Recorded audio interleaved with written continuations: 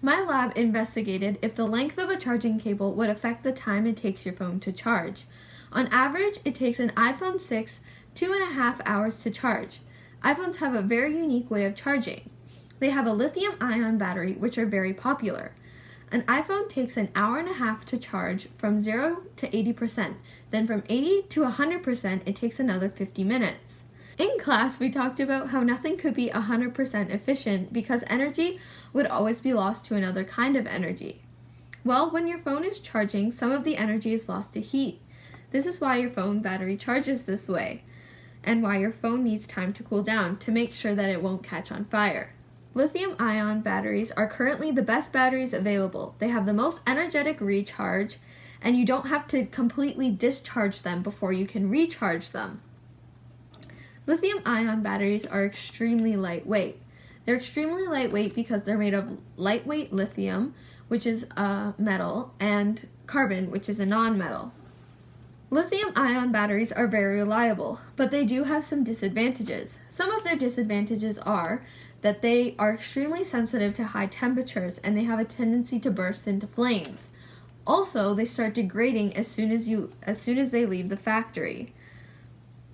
When charging an iPhone, there's an Apple charging cord that comes in the box with your phone that you're supposed to use. But sometimes those cords break, and there are other third-party charging accessories available. The third-party charging cable can damage your phone, and it may take your phone longer to charge. Unless the third-party charging cable has a sticker on it that says, "Made for iPhone," it may not be compatible with your phone. The average length of a charging cable is 1 meter. Or 100 centimeters, which is supposed to be the ideal length for your iPhone. When iPhone came out with the iPhone 6, it was supposed to last 25% longer than the iPhone 5S because the iPhone 6's A8 processor is drawing 50% less power than the A7 in the 5S. The purpose of the investigation is to test if the length of the charging cable will affect the time it takes your phone to charge.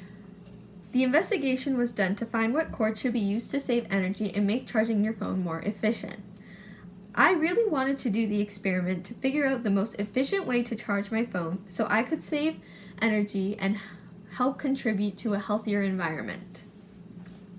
The original question that I had going into the experiment was, does the length of a charging cable affect the speed at which your phone will charge? Going into the experiment, I predicted that having a longer charging cable would affect the time it takes your phone to charge by making it longer, because the longer the cord, the more resistance is put on the electrons moving through the cable. We learned in class about resistance and about how the length of a cord can affect the resistance, which is Ohm's law. We also learned about how temperature, material, and width, or cross-section area, can affect the resistance of a cord.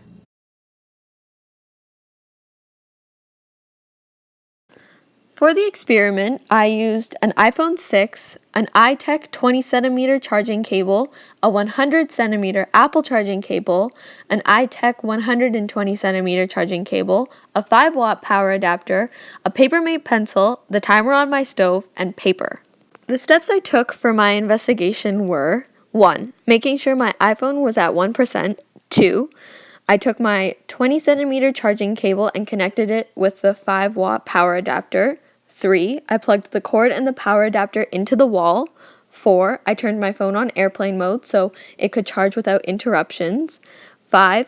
Plugged the charger into the phone. 6. Set a timer for 30 minutes. 7.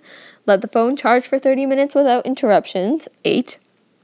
After 30 minutes, wrote down the percent. 9. Repeated steps 1 through 8 for each different length of cord. The overall results concluded that the longer the charging cord, the longer it would take your phone to charge. This is because as you increase the length of the cord, the internal resistance increases. The longer the wire, the more resistance, which means the slower the electrons will flow. The 20cm charging cable charged my phone to 37% in 30 minutes. The 100cm charging cable charged my phone to 30% in 30 minutes. And the 120cm charging cable charged my phone to 35% in 30 minutes. Some constants in the experiment were the time the phone was charged, which was 30 minutes, the power adapter stayed the same, which was a 5-watt power adapter, the phone that was being charged stayed the same, which was my iPhone 6, the outlet that the phone was plugged into stayed the same, the battery percent that the phone was charged from stayed the same, and the control of the experiment was the middle length cord. This was the control because it was the most average sized cord. Most phone charging cables are that length. This experiment can be connected to the course because it was done to see which cord would charge your phone the fastest and would save the most energy and be efficient. By charging your phone more efficiently, it can be added to some of the things you do to save energy, like hanging your clothes outside to dry, shutting the blinds instead of using AC, running the dishwasher only a few times a week, and upgrading to energy-efficient appliances and light bulbs.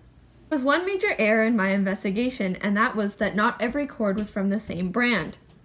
The longest and shortest cord were from the brand iTech, and they were charged the fastest. The middle length cord was from Apple, and it charged the slowest. If the experiment was done again, the following suggestions could improve the results. The longest cord should be longer. It was only 20 centimeters longer than the middle length cord. If the experiment was done again, the longest cord should be around 200 centimeters or 2 meters. Also, if the experiment was done again, all the cords should be made by the same brand to make sure that the lengths are what were having their effect on the results and not the different brands. This experiment is important because saving energy is very important. The world is running out of non-renewable resources, and it's also damaging the planet. It is important that in houses there are energy-efficient products. Technology is also a gigantic part of our world, and technology won't stop growing. So it's important that we find a way to have technology, but also make sure it's sustainable. Even if charging a phone more sustainably is a little thing, it would help because so many people charge their phones. Overall, I think my experiment was a success, and thank you for watching.